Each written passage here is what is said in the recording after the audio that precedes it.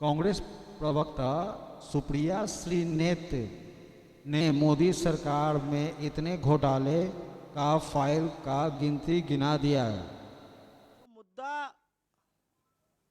हर TV debate से चीख चीख कर बोला जाना चाहिए, जिस मुद्दे पर अखबार की पहली सुर्खी होनी चाहिए, जिस मुद्दे पर आप जैसे प्रबुद्ध पत्रकारों को सवाल पूछना चाहिए और जिस मुद्दे पर प्रधानमंत्री मोदी की चुप्पी टूटनी चाहिए, वो मुद्दा है बड़े घोटालों का। लेकिन मेरा अपना मानना है कि इस देश में एक देश विरोधी, मोदी विरोधी संस्था है, वो इंटरनेशनल साजिश का शिकार है और उस संस्था का नाम है CAG, controller and auditor general. सरकार के सारे खर्चों का ऑडिट करती है ये संस्था। बड़ी देश विरोधी संस्था है।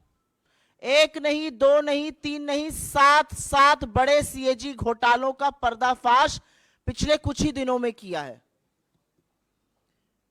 तो मेरा तो अपना मानना है कि प्रधानमंत्री मोदी को तुरंत एक रेड करवानी चाहिए। ED, CBI, इनकम टैक्स, जिसकी भी कराना चाहें, ताला लगवाएं इस संस्था पर और जेल भेजने का काम करें CAG के इन लोगों को। इन लोगों को क्या लग रहा है, प्रजातंत्र चल रहा है कि आप रिपोर्ट निकालेंगे और सरकार को आईना दिखाएंगे और सरकार से सवाल पूछेंगे कि इतनी बड़ी बड़ी धांधली कैसे हो रही है। अरे ये सब प्रजातंत्र में किया जाता था। ऐसे ऐसे पेपर फेंक फेंक कर एंकर, एडिटर तब शो करते थे जब प्रजातंत्र था।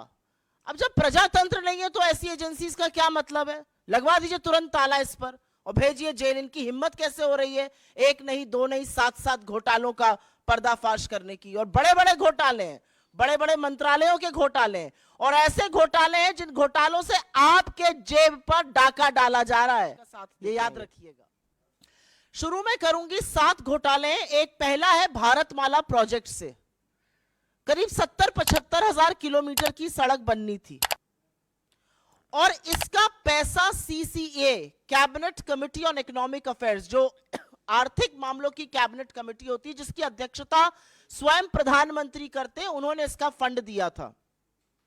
और फंड ही नहीं दिया था, वो इसमें पैसा खर्चा कैसे होता है उसकी निगरानी भी करते हैं। इसमें जो भी टोटल, और इसके हम आपको प्रेस रिलीज में सारे फिगर्स दे रहे हैं, 15 करोड़ 37 लाख रुपए पर 1 किलोमीटर सड़क बननी थी। इन लोगों ने बढ़ाकर 32 करोड़ 17 लाख कर दिया, दुगने से भी ज्यादा। और ये PM की निगरानी में CCA की नाक के नीचे भारत सरकार के आंखों के सामने हो रहा था। सिर्फ पैसा ही नहीं दोगुना किया गया, इसमें और भी बड़ी धांधलियां सामने आई हैं। इसमें पता चला है कि फर्जी दस्तावेजों के आधार पर बिडर्स का चयन हो गया। बिडिंग प्रक्रिया में बड़ा फर्जीवाड़ा सामने आया है। विस्तृत परियोजना रिपोर्ट पर काम भी नहीं हुआ। एस्क्रो अकाउंट से करीब 3,500 करोड़ रुपए का हेरफेर हुआ। और सबसे बड़ी बात यह है कि इसके किसी भी जब रोड बनता है तो एक सेफ्टी कंसल्टेंट रखा जाता है कि आपके और हमारे जैसे लोग जो इस देश के नागरिक हैं जब सड़क पे चलें तो सुरक्षित रहें। सरकार ने यह भी जरूरी नहीं समझा। भारतमाला के कितने ही हिस्सों में एक भी सेफ्टी कंसल्टेंट नहीं है।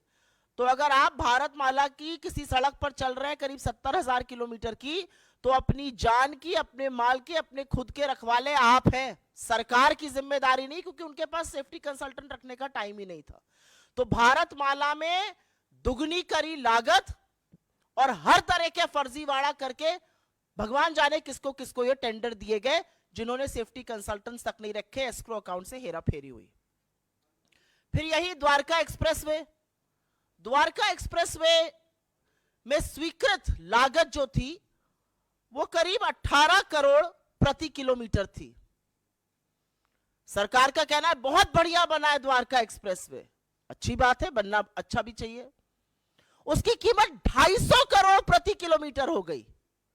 कहां 18 करोड़ प्रति किलोमीटर स्वीकृत और कहां 250 करोड़ प्रति किलोमीटर। और आप ये सोचिए कि 2 किलोमीटर बनाने में 500 करोड़ खर्चा हो गए और उस 500 करोड़ में मंगलयान पहुंच गया। यह सरकार की असलियत है। मंत्रालय ने एक एक्सप्लेनेशन इशू किया, वो सवाल और उजागर करता है। क्या बन गया भाई ऐसा? कौन सा ऐसा विश्व का 8वां 9वां अजूबा बना जिसकी कीमत 18 करोड़ से बढ़कर 250 करोड़ प्रति किलोमीटर हो गई? अब ऐसा हाईवे बना होगा जिसमें आप चेहरा देख सकते होंगे, अन्यथा तो इतना कीमत बढ़ना बड़ा मुश्किल का काम है। महंगाई की वजह से इतनी कीमत बढ़ नहीं सकती है क्योंकि एस्केलेशन कॉस्ट उसमें होती है। तो ये कमीशन खोरी है, किसने पैसा खाया इसमें?